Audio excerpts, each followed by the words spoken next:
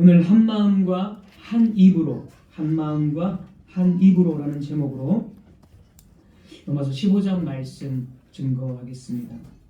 로마서가 기록된 시대는 아직 옛 언약 질서가 완전히 사라지지 않는 시기입니다.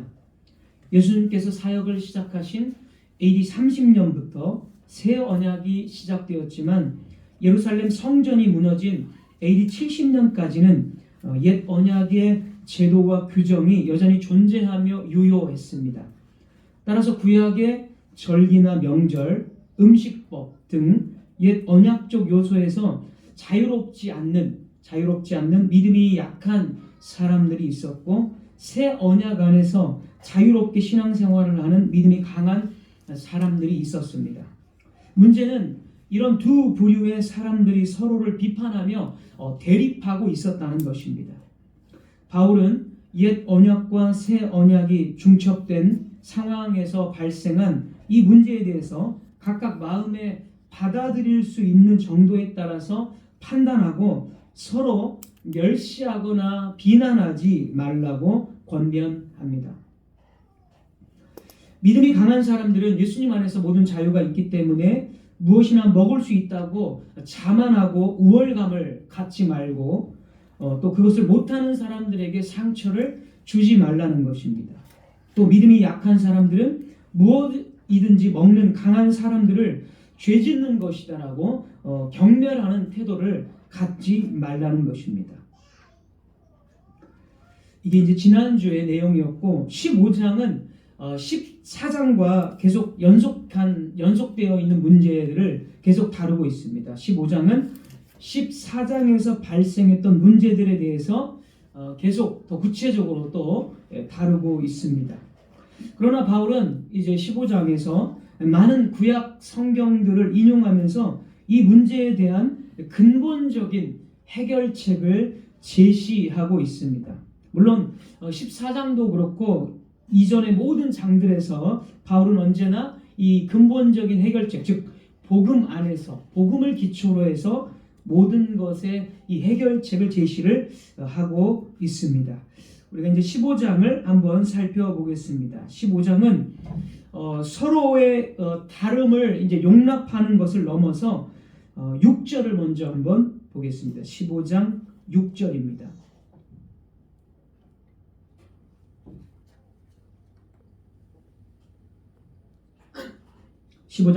한 마음과 한 입으로 하나님 곧 우리 주 예수 그리스도의 아버지께 영광을 돌리게 하려 하노라. 한 마음과 한 입으로 하나님을 찬양하는 것이 바로 교회 공동체의 모습이다라고 바울은 말하고 있습니다. 그러니까 서로 다름을 용납해 주는 것, 그것을 뛰어넘어서 아예 한 마음이 되고 한 입이 된다는 것입니다. 한 입. 굉장히 사실 우리가 식구라는 게 그 같이 먹는 것, 그걸 식구라고 하죠. 먹을 시계 입구자, 같이 먹는다. 한 입도 거의 그런 개념이라고 보면 됩니다. 같은 한 가족이 되었다라는 어떤 그런 의미를 지금 바울이 말하고 있습니다. 그러면 어떻게 한 마음과 한 입이 가능한 것일까요? 서로 다른 사람들이 어떻게 이렇게 한 마음 한 입이 될 수 있을까요? 그것은 이제 15장에서 바울이 구체적으로 여러 가지들을 증거들을 제시하면서 그 대답을 가르쳐 줍니다. 그 대답을 우리가 1절, 2절을 먼저 한번 보겠습니다. 1절과 2절입니다. 오늘 본문 1절, 2절. 믿음이 강한 우리는 그래서 14장에서 믿음이 강한 자와 연약한 자를 15장에서도 계속 이렇게 다루고 있기 때문에 14장과 15장이 이런 식으로 지금 연관되고 있습니다. 믿음이 강한 우리는 마땅히 믿음이 약한 자의 약점을 담당하고 자기를 기쁘게 하지 아니할 것이다. 우리 각 사람이 이웃을 기쁘게 하되 선을 이루고 덕을 세우도록 할지니라. 자, 강한 사람이 약한 자의 약점을 담당하고 자기를 기쁘게 하지 않아야 된다. 이웃을, 지체들을 위해서, 지체들과 또 더 나아가 이웃들을 향해서도 선과 덕을 이루게 해야 된다는 것입니다. 그리고 그렇게 해야 되는 이유가 이제 3절에 나옵니다. 3절. 3절을 보겠습니다. 그리스도께서 자기를 기쁘게 하지 아니하셨다. 우리 한글 이 성경에서는 이 번역을 생략했지만 헬라어 원문에는 이 3절에 왜냐하면이라는 접속사가 있습니다. 왜냐하면.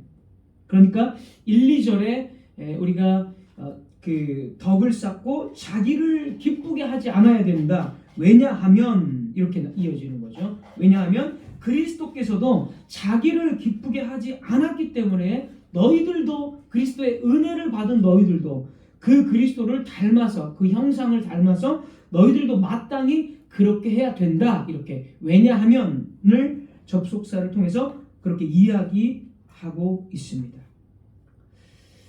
우리가 예수님의 삶, 복음서에 나타난 예수님의 삶을 보면 예수님은 이기적이거나 자기중심적인 요소가 일체 없었습니다. 주님은 언제든지 그리고 무엇을 하든지 자신을 위해서 하신 적이 없음을 우리는 주목해야 합니다. 오히려 예수님께서는 나는 나의 뜻을 행하러 온 것이 아니라 오직 아버지 하나님, 아버지의 뜻을 행하러 왔다. 아버지의 뜻을 행하는 것이 나의 기쁨이다. 그것이 나의 양식이다. 이렇게까지 말씀을 하셨습니다. 그리고 죄인된 우리를 위해서 자기의 생명을 스스로 버리셨습니다. 십자가의 죽음을 피할 수 있는 하나님이시기 때문에 예수님도 십자가의 죽음을 피할 수 있는 능력을 갖고 계시지만 자기를 완전히 버리시는 정반대의 삶을 하나님의 뜻을 온전히 이루는 그러한 삶을 예수님은 사셨습니다. 그렇게 자기를 기쁘게 하지 않았다. 예수님께서 하나님을 기쁘게 하고 우리들을 기쁘게 하기 위해서 자신을 버리신 예수님의 삶의 모습. 그러니까 너희들도 그렇게 자기를 기쁘게 하지 않아야 된다. 이렇게 말하고 있습니다. 바울은 이어서 그리스도께서 하신 이 모든 삶을 이제 구약 성경을 인용해서 요약을 해주고 있습니다. 이어지는 3절의 말씀, 3절 이어지는 말씀, 기록된 바, 이제 기록된 바, 구약 성경이 이렇게 기록되었다라는 거죠. 기록된 바, 주를 비방하는 자들의 비방이 내게 미쳤나이다 함과 같으니라. 이 말씀은 이제 시편 69편의 말씀인데 의인의 고난에 관한 말씀입니다.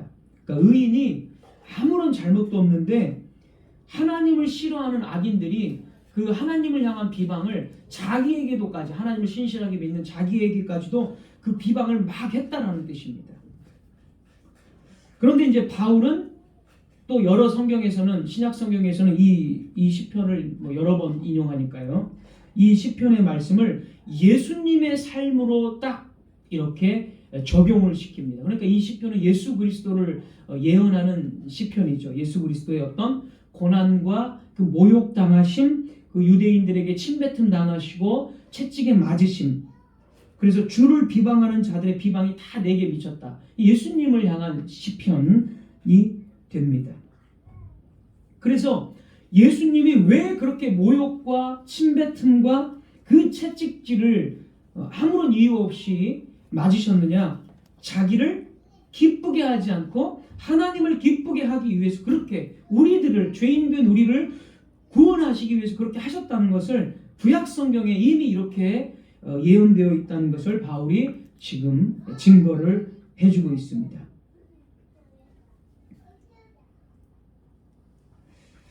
그러므로 이제 믿음이 강한 너희들도 이와 같이 연약한 사람들의 약점을 담당해야 되고 자기를 위해서 살지 말아야 한다라는 것입니다. 이어서 우리 5절 한번 보겠습니다. 5절. 우리 본문 15장 5절입니다. 이제 인내와 위로의 하나님이 너희로 그리스도 예수를 본받아 서로 뜻이 같게 하여 주사.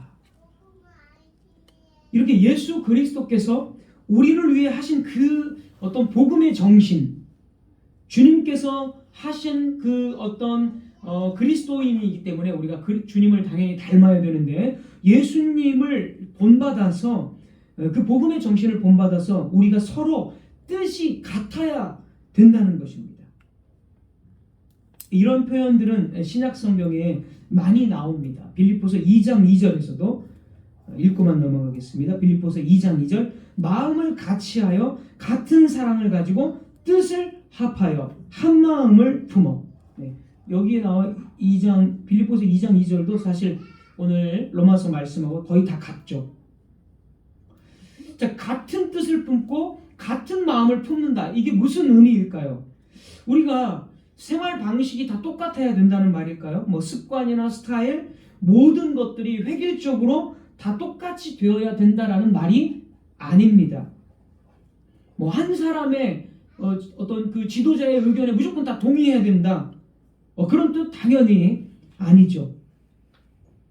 오늘날에 그런 경우가 상당히 많은데, 어떤 한 사람이 굉장히 그 지배자 같은, 뭐 지도자를 떠나서 완전히 막 우월한 위치에 있어서 그 사람의 말을 거의 막 하나님의 말처럼 막 완전히 추종하고 맹신하는, 막 무조건 다 동의하는 그런 생각 없는 사람들이 우리 주변에도 굉장히 많습니다. 그런 의미가 전혀 아닙니다. 그것은 그런 획일적인 막 공산주의 같은 거죠. 사실 이단이나 사실 그런 거고, 어쨌든 그런 이유가 전혀 아니고, 각기 다양성을 가진 사람들이지만 하나의 큰 원리, 즉 하나님의 뜻, 예수 그리스도, 복음, 이 복음이라는 큰 원리 안에서 같은 뜻을 품어서 우리가 갖게 된다라는 뜻입니다. 우리가 대화하다 보면 뭐 생활 습관에 있어서는 사소한 차이들이 다 있습니다. 좋아하는 취향들이 다 다릅니다. 그런 부분에서는 우리가 당연히 차이점이 있는 것입니다. 그러나 하나님의 뜻 안에서는 우리가 대화하다 보면 다 똑같은 것을 우리는 대화하면서 분명히 느낄 것입니다. 그런 의미입니다. 복음 안에서 하나님의 뜻이 드러나면 내 생각이 그 뜻, 하나님의 뜻과 다를지라도 이거 내 생각이 내 고집이었구나 하면서 그 하나님의 뜻에 다 맞춥니다. 그러면 우리가 모였지만 이 모든 사람들이 그 하나님의 뜻에 다 맞추기 때문에 결국은 한 마음이 되고 한 뜻이 되는 거죠. 바로 그런 의미입니다. 6절도 그래서 이제 같은 의미입니다. 6절도 같은 의미. 한 마음과 한 입으로 하나님 곧 우리 주 예수 그리스도의 아버지께 영광을 돌리게 하려 하노라. 이것은 이제 가장 또 그 기본적인 것은 이제 예배 드린다는 말입니다. 사실을 여기 보면 아버지께 영광 돌린다는 것은 한 마음과 한 입으로 우리 하나님 아버지께 함께 예배 공동체로 나아간다. 뭐 이런 의미이지만 거기서만 멈추지 않고 우리가 복음의 정신을 다 공유해서 그 복음을 가지고 함께 그 같은 뜻을 품고 복음 안에서 같은 사명, 같은 뜻 이런 것을 품고 함께 우리가 공유하며 살아간다. 이렇게 넓은 의미로도 이렇게 볼 수가 있습니다. 다음으로 7절 우리 보면 7절 한번 보겠습니다. 7절 그러므로 그리스도께서 우리를 받아 하나님께 영광을 돌리심과 같이 너희도 서로 받으라. 네. 역시 그리스도를 먼저 항상 제시하고 항상 복음이 이러하다라는 것을 먼저 제시하고 그것을 기초로 쌓은 다음에 너희가 이렇게 해야 된다. 이게 이제 그 신본주의죠. 신본주의. 구속이 이렇다. 그러므로 이렇게 해야 된다. 구속을 빼고 너희가 이렇게 해야 된다. 이거는 이제 인본주의가 되는 거죠. 항상 신본주의. 예수 그리스도의 복음, 예수 그리스도께서 이런 일을 행하셨다. 너희가 그 은혜를 받았으므로 그러므로 너희도 서로를 받으라. 지금 이런 식으로 복음의 기초에서 지금 호소하고 있습니다. 네, 예수님께서 죄인된 우리를 받은 것 같이 다 부족하고 다 실수가 많고 연약하지만 예수님께서 하신 것 같이 너희들도 서로를 다 용납하고 연약함을 채워주고 서로 받으라. 네, 이런 의미가 되겠습니다. 그래서 바울이 말하는 방식은 1절부터 다른 장들도 다 그렇게 이야기하고 있지만 우리가 왜 자기를 기쁘게 하지 않고 왜 상대방의 약점을 담당해야 되는가? 그 근거는 바로 예수 그리스도께서 친히 행하신 원리와 방식 때문에 그렇습니다. 그리스도의 삶은 이타주의적인 사랑과 섬김으로 특징 지을 수 있습니다. 그래서 성도로서 우리가 힘써 추구해야 할 삶이 바로 이것입니다. 우리가 그 은혜를 받았고 그리스도를 닮아가기를 부단히 늘 의지하고 노력해야 되기 때문에 그 복음의 은혜를 힘입어서 이러한 섬김과 사랑의 삶을 우리는 살아가야 합니다.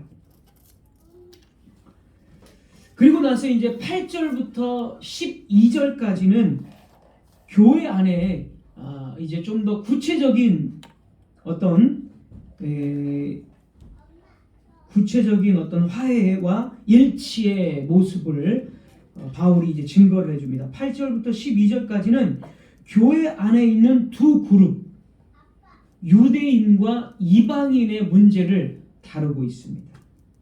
유대인과 이방인의 문제. 다른 서신서에서도 유대인과 이방인의 문제를 굉장히 많이 다루고 있는데 지금 15장에서 14장에서는 유대인과 이방인이라고 밝히지 않았습니다. 두 그룹을. 지난주에 말씀 기억해 보면 여러분 믿음이 강한 자와 연약한 자가 있죠. 근데 이게 누가 유대인이고 누가 이방인이다 이렇게 밝히지 않았습니다. 그런데 이제 15장에서는 유대인과 이방인의 문제를 아예 딱 이렇게 그 그룹을 딱 이렇게 분명하게 언급을 해줍니다. 아마도 지난주에 14장에서 밝힌 음식 문제와 특정한 날에 대한 갈등은 결국에 사실은 유대인과 이방인의 문제였을 것입니다. 그래서 15장에서는 서로 다른 역사와 신앙의 배경을 가진 유대인과 이방인들이 한 공동체 안에서 진정한 일치와 화해, 조화를 이룰 수 있는지에 대한 그 근거를 설명하기 시작합니다. 그 근거와 그 이유는 역시 예수 그리스도의 구속 사역의 결과임을 역시 이제 구약 성경을 4번이나 인용해서 집중적으로 4번이나 구약 성경을 가져와서 증거를 해줍니다. 먼저 우리 8절 한번 보겠습니다. 8절. 내가 말하노니 그리스도께서 하나님의 진실하심을 위하여 할례의 추종자가 되셨으니, 할례의 추종자가 됐다는 것은 예수님께서 할례 받은 자들을 섬겼다, 할례 받은 자들의 종이 되었다, 이런 뜻입니다.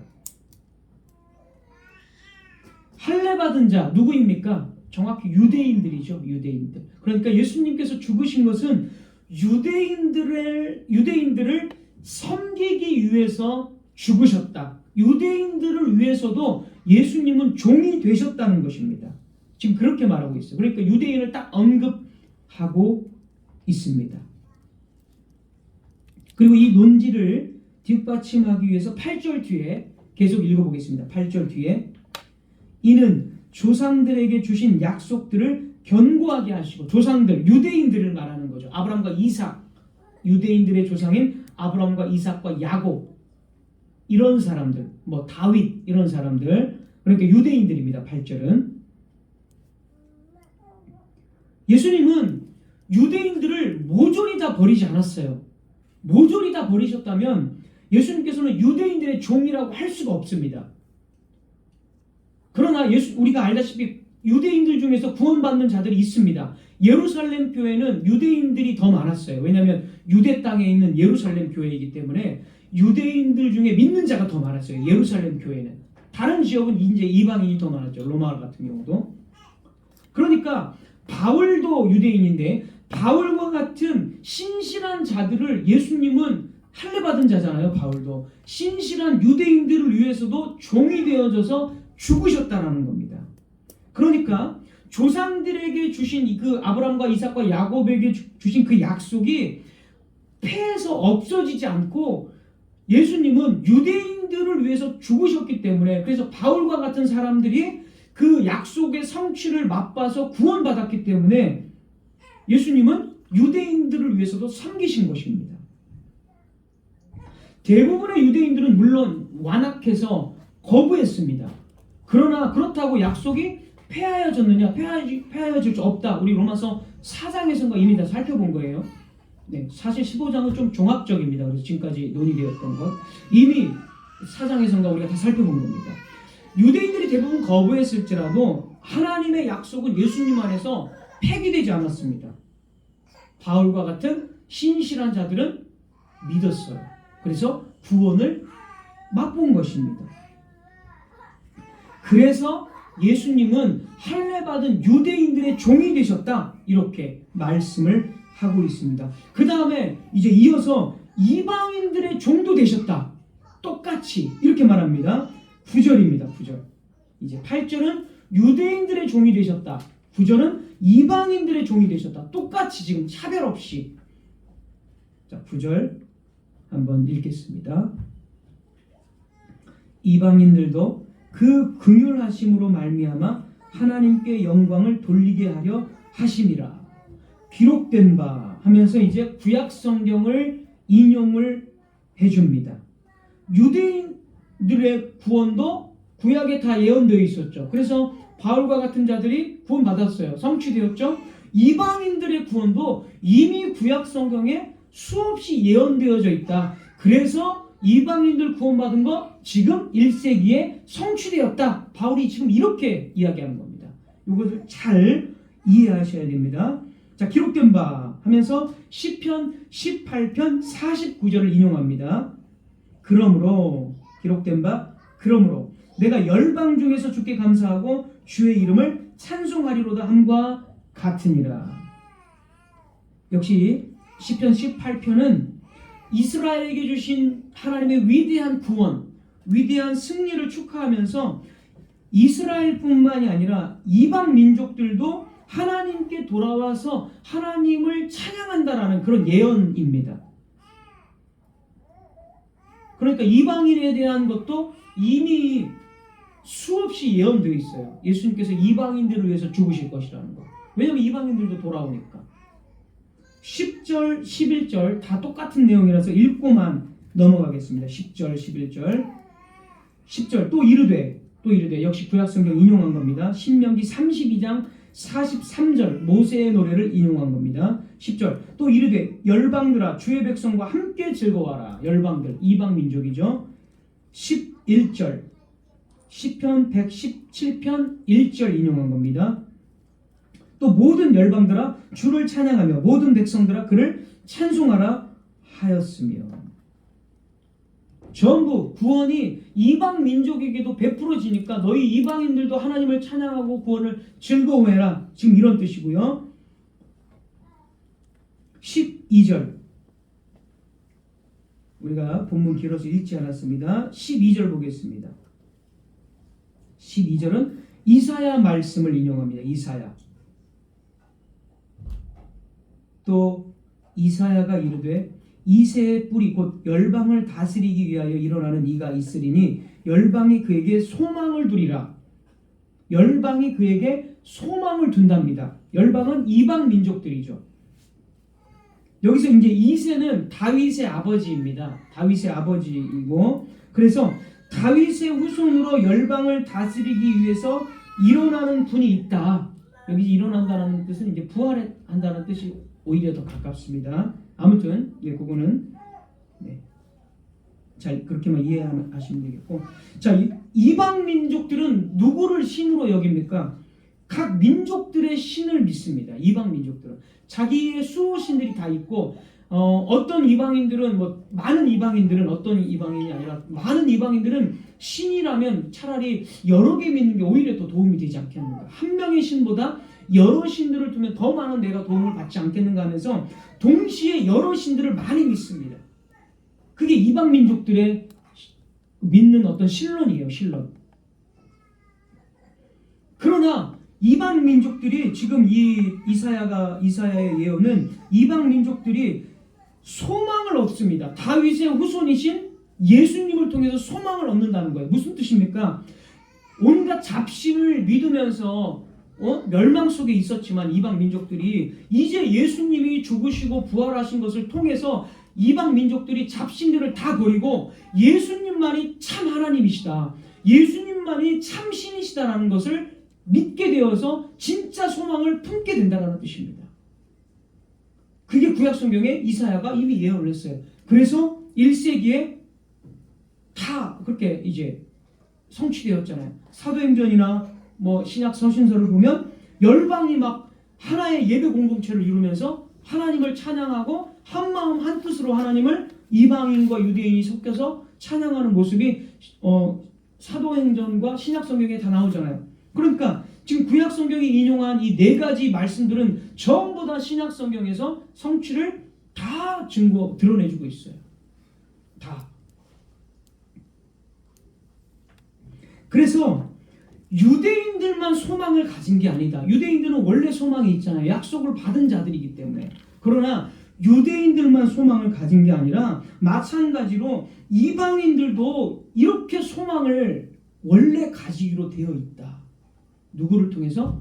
유대인들을 통해서. 특별히 참 유대인, 참된 이스라엘이신 예수 그리스도를 통해서. 왜냐하면 예수님이 유대인의 후손이잖아요. 그래서 참 이스라엘이라고 불러요. 예수님을. 신학적으로 조금 어려울 수 있는데 참 이스라엘이신 예수님을 통해서 이방인들도 이제 똑같이 유대인들과 함께 소망을 가질 수 있다. 지금 바울이 그렇게 이야기하는 것입니다. 자, 정리를 합니다. 지금까지 말씀드린 거 정리. 왜 바울이 지금 구약 성경을 4가지나 인용하면서 왜 이렇게 증거하는지 여러분 개념을 딱 잡으셔야 됩니다. 바울은 구약의 많은 성경들을 인용해서 유대인과 이방인은 차별이 없다. 예수 그리스도의 부속 사역을 통해서 같은 소망을 지금 품고 있다. 그리고 함께 교회를 이루도록 하셨음을 구약 성경에서부터 예언했고 신약 성경에서 1세기에 그것이 지금 눈앞에 다 이루어졌다라고 증거하는 거예요. 그게 바울의 핵심 논지입니다. 여러분 구약에서는 세상은요 2가지로 나눠요. 2그룹으로. 유대인 그리고 이방인. 하나님이 구약 옛 언약 시대에는 그렇게 나누셨어요. 신약 시대에는 없습니다. 그런 부분이. 그래서 유대인이나 이방인이나 다 철폐되었느니라, 차별이 없느니라. 다른 갈라디아서나 이런 데서 말하잖아요. 구약 시대에는 딱 유대인들과 이방인의 그룹으로 딱 2가지로 하나님께 세상을 나누셨습니다. 그래서 유대인들은 이방인들은 할례를 안 받았기 때문에 저 할례 받지 않는 이방인 이렇게 비아냥거리면서 말해요. 비난조로. 그게 구약의 정신입니다. 그래서 다윗이 골리앗하고 싸울 때 이렇게 말하잖아요. 저 할례 받지 않는 그 골리앗이 하나님을 모욕하니까 내가 참을 수가 없다. 다윗이 이렇게 말하잖아요. 사무엘상 17장에서. 그게 그 옛 언약의 세상을 구분하는 방식입니다. 부정한 짐승이 있죠. 부정한 짐승. 지난주에 말씀드린 대로. 부정한 짐승은 이방인을 상징해요. 부정해요. 이방인은. 그래서 유대인들은 이방인하고 접촉하면 내가 부정해졌구나 이렇게 여겨요. 그게 성경의 정신이에요. 그래서 베드로가 사도행전 10장에 가서 나는 부정한 것을 먹지 않은데 왜 나에게 이방인에게로 가라고 합니까? 이렇게 말하잖아요. 그게 성경의 세계관입니다. 하나님께서 옛 언약에서는 유대인과 이방인으로 나누셨어요. 하지만 새 언약의 시대에서는 지금 우리가 아는 바와 같이 바울도 말하는 것처럼 더 이상 부정한 거, 정결한 거 이런 거 없고 유대인, 이방인 이런 것도 없다. 다 예수님 안에서 하나가 됐다. 교회 공동체요. 신약시대는 바로 이겁니다. 굳이 덧붙여서 말하자면 이제는 교회와 세상 이런 부류입니다. 요거밖에 없어요. 더 이상. 유대인과 이방인이 아니고 교회와 세상, 성도와 불신자 이렇게 나누어집니다. 세상은. 옛 언약과 새 언약의 차이점 이거 아주 중요한 겁니다. 여러분이 이것도 잘 기억을 하시면 좋겠습니다. 자, 어쨌든 예수 그리스도의 오심으로 구약 성경이 성취되어서 유대인과 이방인의 구별이 없어지고 모든 민족들이 차별 없이 한 몸을, 한 가족을 이루는 새로운 공동체, 교회가 세워졌습니다. 그러므로 성경은 한 민족만을 위한, 유대인들만을 위한 또는 이방인들만을 위한 말씀이 아니라 모든 민족을 하나로 묶는 구속의 구원의 책으로 읽혀지게 되었습니다. 구약이 바로 그것을 이야기하고 있었습니다. 본문 4절 한번 보겠습니다. 4절. 4절이 그런 의미가 되겠습니다. 4절. 무엇이든지 전에 기록된 바 구약 성경이죠. 구약 성경. 무엇이든지 전에 기록된 바는 우리의 교훈을 위하여 기록된 것이니, 그러니까 하나님의 이런 구속 사역을 깨닫고 거기서 이제 유대인과 이방인이 이런 관계구나, 이게 하나님의 구속 사역이었구나, 우리가 한마음 한뜻으로 찬양하는 거구나, 이렇게 교훈을 얻는다는 뜻입니다. 우리로 하여금 인내로 또는 성경의 위로로 소망을 가지게 함이니라. 이제 우리는 예수님 안에서 이루어진 하나님의 위대한 성취, 곧 원수되었던 유대인과 이방인은 원수 사이입니다. 원수되었던 유대인과 이방인이 한 가족으로 화해하고 하나의 교회를 이루게 된 구속의 역사에 기초한 책으로 우리가 성경을 읽을 수가 있는 것입니다.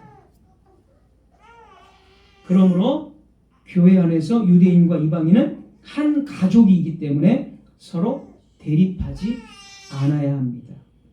구약에서 줄기차게 예언한 것과 같이 한 마음과 한 입으로 서로의 약점을 담당하고 자기를 기쁘게 하지 않고 하나님을 찬양하는 공동체로 세워져야 된다. 이 로마의 교회들에게 바울이 그렇게 권면합니다. 우리 에베소서 2장 14절에서 16절로 한 번 더 이 부분을 살펴보겠습니다. 유대인과 이방인의 문제를 어떻게 분명하게 또다시 이야기하는지 에베소서 2장 14절에서 16절 한번 언급하고 넘어가겠습니다.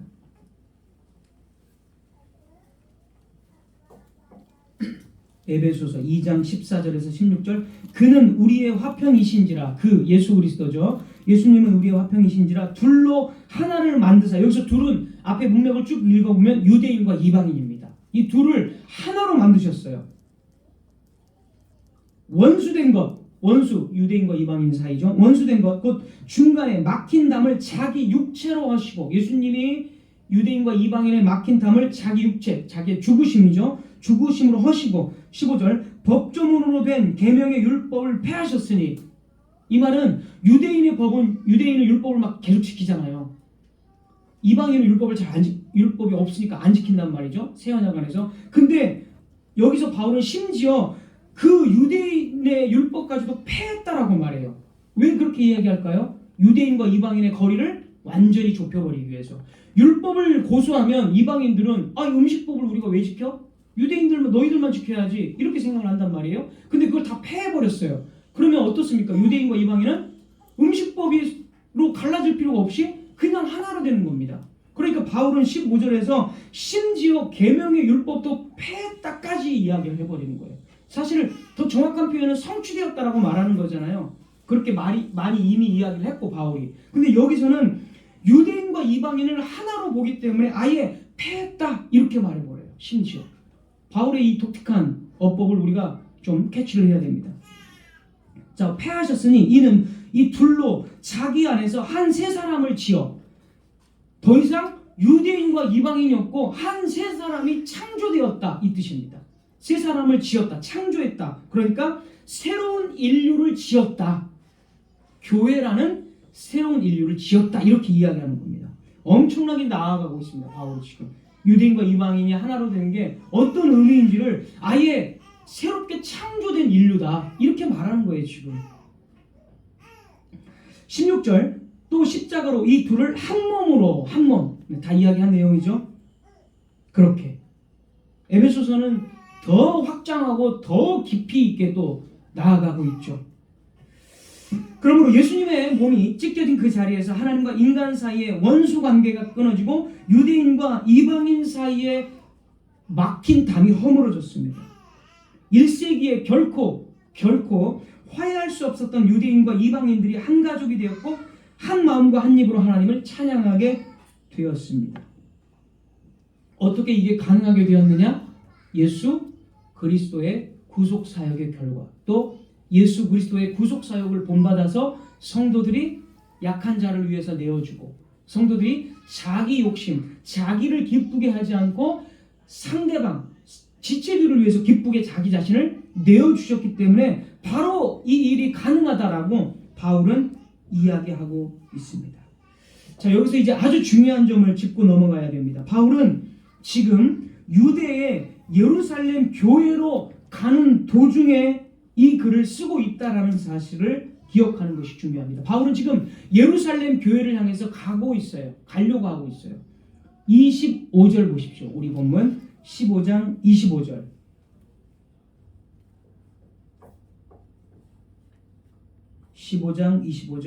그러나 이제는 내가 성도를 섬기는 일로 예루살렘에 가노니. 자기가 예루살렘 교회로 지금 간답니다. 왜 갑니까? 26절에 나와 있습니다. 26절. 우리 본문 15장 26절. 이는 마게도냐와 아가야 사람들, 마게도냐와 아가야는 오늘날 그리스 북부와 그리스 남부입니다. 이방인 지역이죠. 그러니까 마게도냐와 아가야 사람들은 이방인들이라는 거예요. 이방인들 중에 믿는 사람들입니다. 믿는 사람들.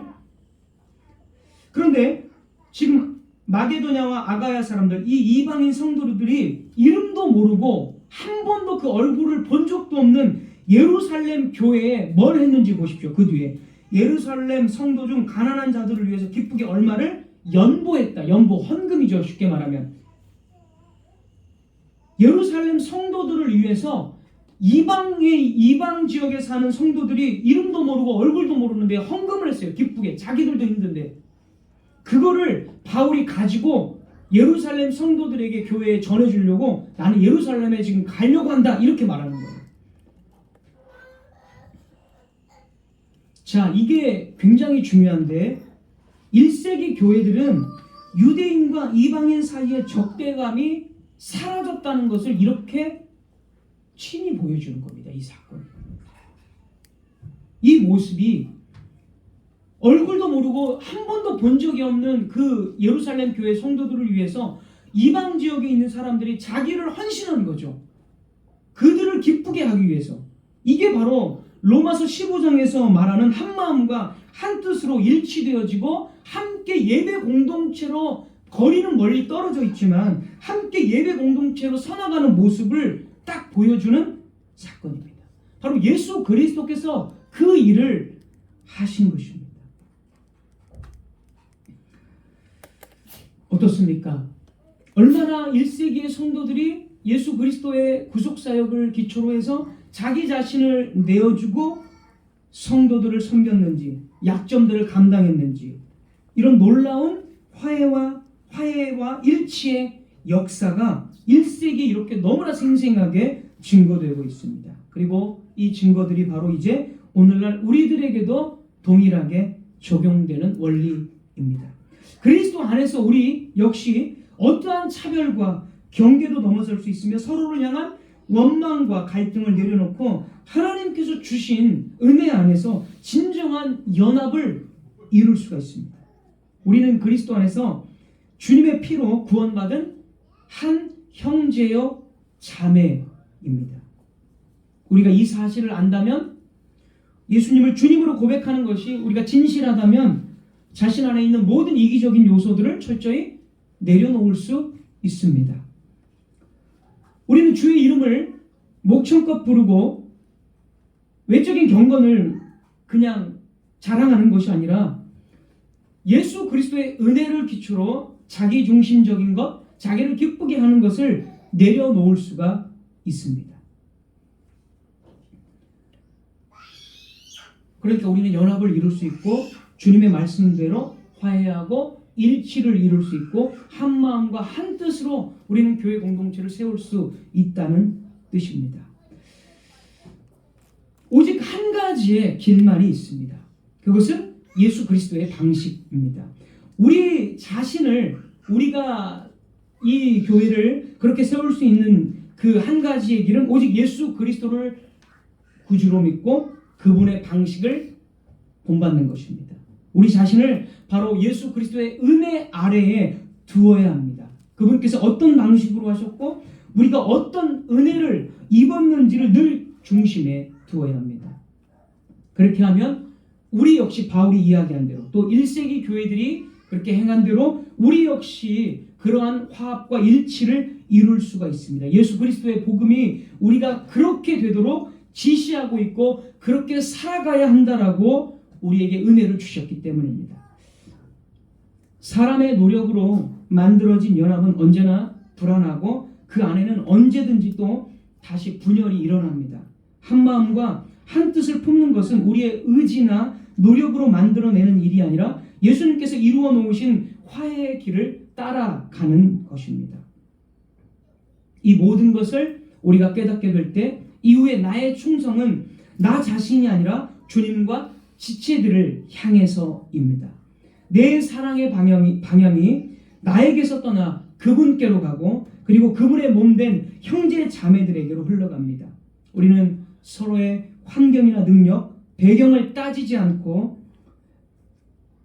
서로를 대하게 되고 더 이상 질투와 시기와 분쟁을 하지 않게 됩니다. 우리는 다 함께 주님에게로 가고 함께 그분을 찬송하며 예배하게 됩니다. 그래서 6절에서 말한 바와 같이 하나님 한 마음과 한 입으로 하나님 우리 주 예수 그리스도의 아버지께 영광을 돌릴 수 있는 예배 공동체로 세워질 수 있게 됩니다.